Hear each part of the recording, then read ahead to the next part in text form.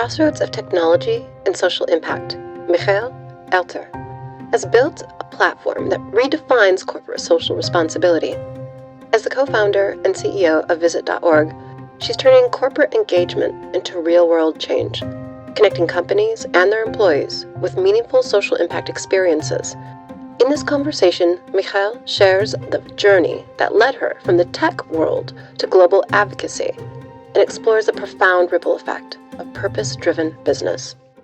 Thank you so much, Michal Alter, for joining me here on AwareNow to share this space and to share your story. Thank you so much. Thank you, Ali. It's so great to be here. I'm so excited. Thank you for taking the time. Absolutely my pleasure. So let's begin this way. You started your career in the high-paced world of Israeli tech startups before transitioning into the social impact space. So I guess my first question for you today is, was there a defining moment or personal experience that made you realize your true calling was in social change, not just tech innovation? Yeah, I was enjoying my career and my prospect of growing into leadership roles within the high-tech world. However, a few years into my career, I started to feel a bit of a lack of meaning and purpose to my day-to-day. So I thought, let me just add after-hour volunteer opportunity and add that element to my day-to-day. And so I started to volunteer with a small local nonprofit that worked with refugees and really enjoyed getting to know the community members. At the same time, I just got married and was going to have my first baby. And when my first child was born, my daughter, I came back home to our small apartment in the city. And a couple of days later, my childhood friends came over to congratulate us for the new baby. And as we're all sitting in the living room, chatting, eating, feeling appreciative of the moment and the new life that we brought, all of a sudden there was a knock on the door. And I went to open the door with my Lenore in my arms. And I opened the door and I see Gabriel, who was one of the refugee community leaders that I volunteered with. He showed up at the door with a couple of his friends and with a teddy bear in his hands. And I looked at them and I realized that they showed up to congratulate me, similar to my other friends. And of course, I welcomed them in and they sat together in the living room and we all continued to converse and eat together and just have like regular human interaction together. And as I was sitting there and looking at my childhood friends and my refugee friends from my volunteer work interacting with each other, I realized that was a very special moment because this interaction wouldn't have happened if I didn't go to volunteer and find the right nonprofit and spend that time after work and so on. And I started to think, wait a minute, this is such a beautiful human interaction. We all live 5 minutes away from each other, but these type of interactions don't happen. Is there a way to help them happen more frequently by using technology or whatnot? Is there a way to just create more of these spark moments where we get to know each other as humans rather than as whatever we hear about in the media and stories otherwise? It's such a beautiful, beautiful story. What an incredible beginning to inspire everything that you've done and everything you've created.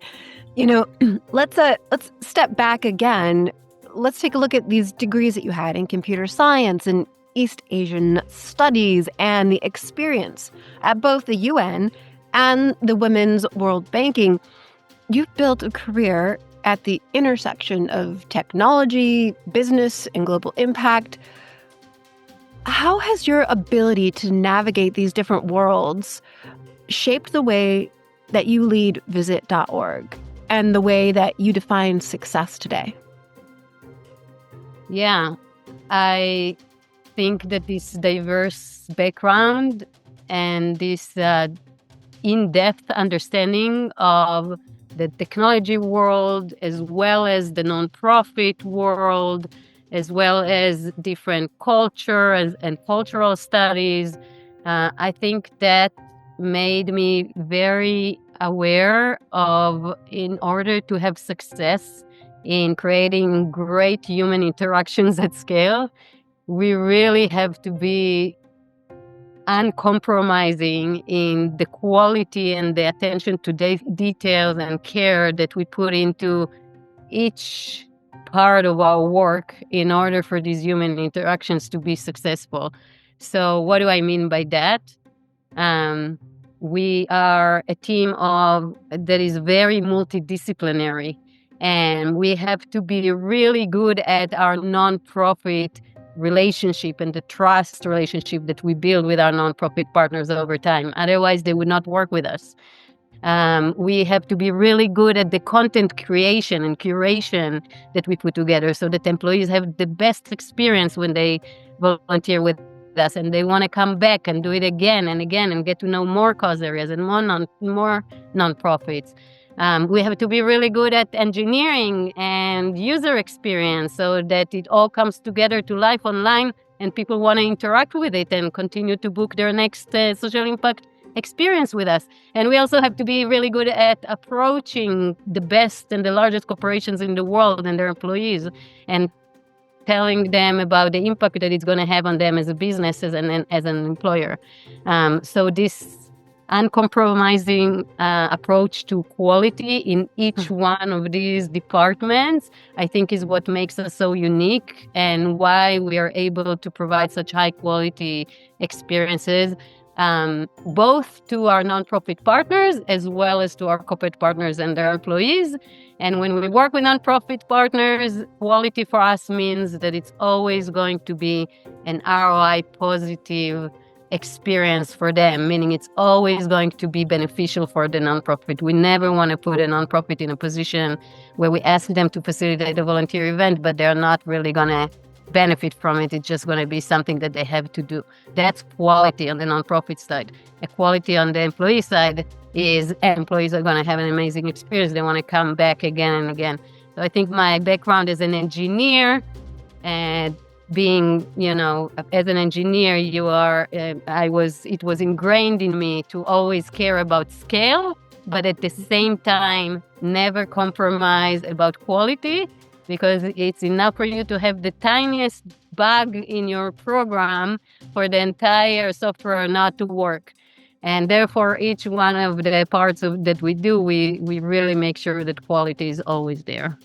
I love that. And I love that you use the word not just once, but more than once about uncompromising and speaking to the fact that it is that in preserving that integrity of each interaction, which ultimately is leading to the success that you're seeing.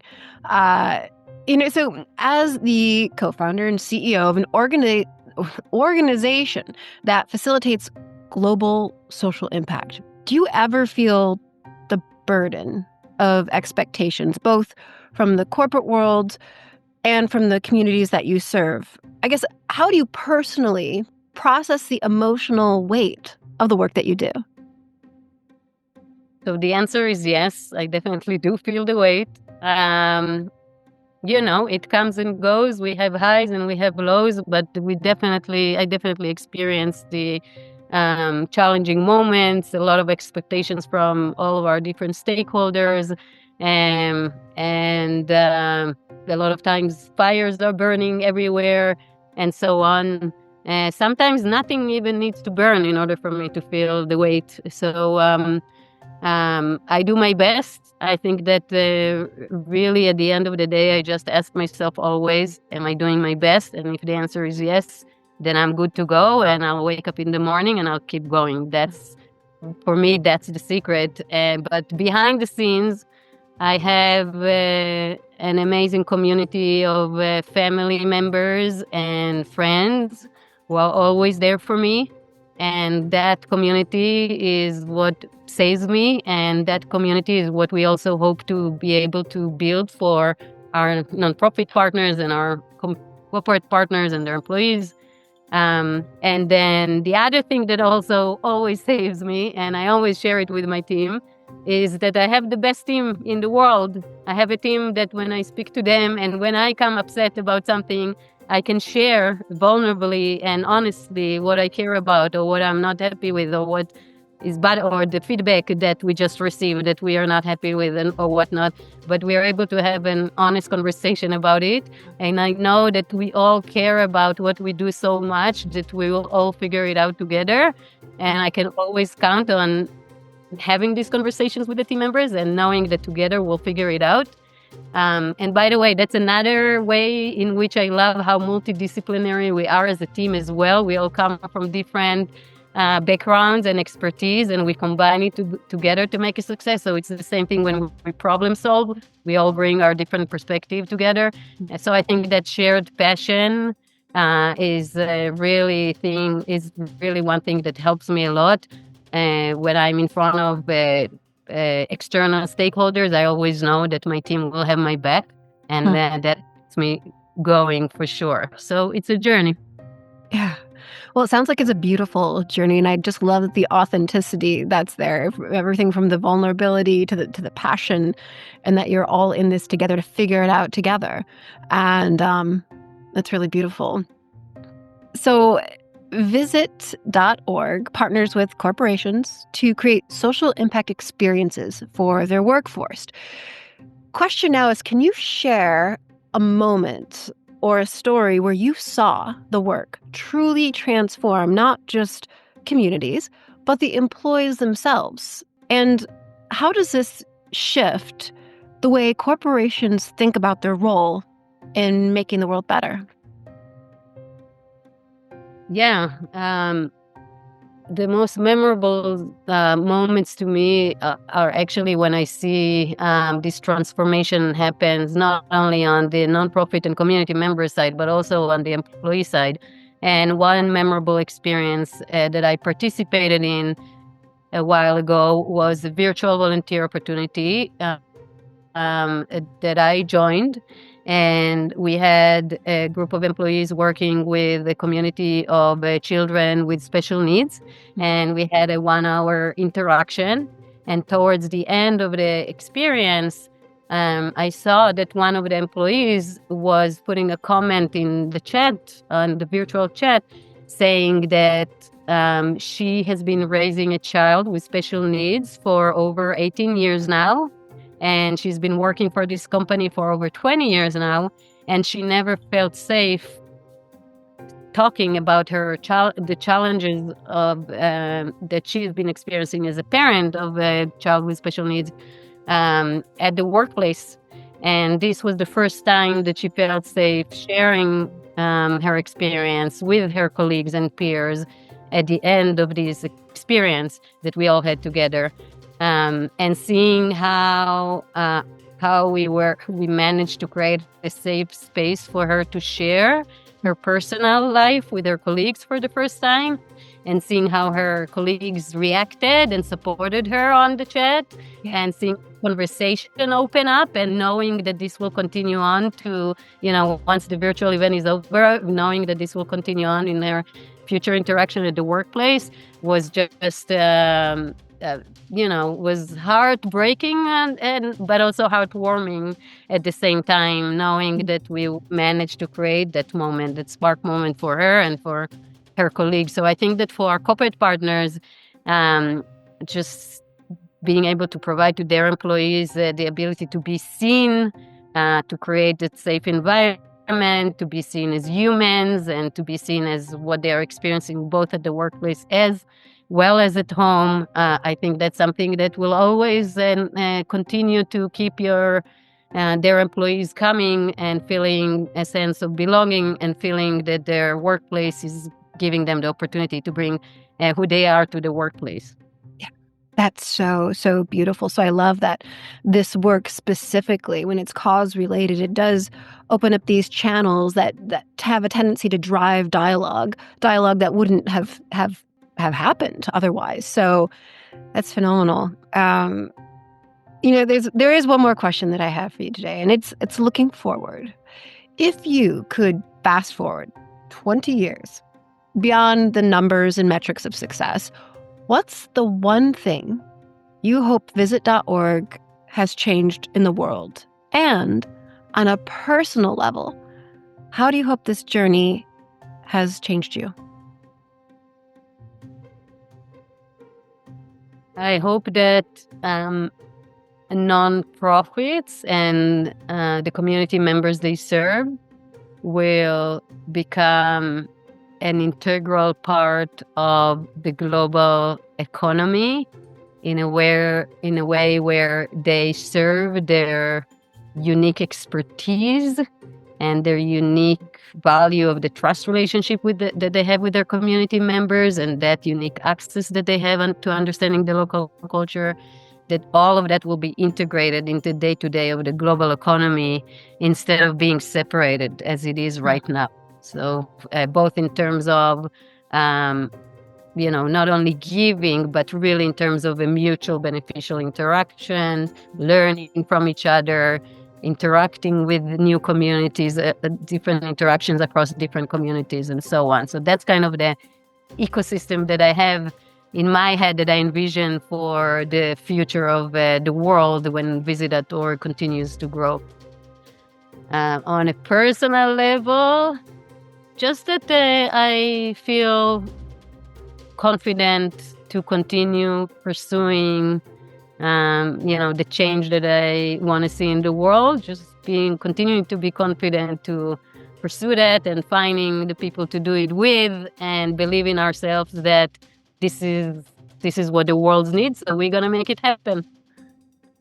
I love that. And I love that you are doing something that's not yet been done and at a particular scale that's not been seen before. So for all the work that you're doing and that you've already done, thank you. Thank you for sharing your story. And Michal, thank you for helping us all become a bit more aware now. Thank you so much. Thank you, Ali.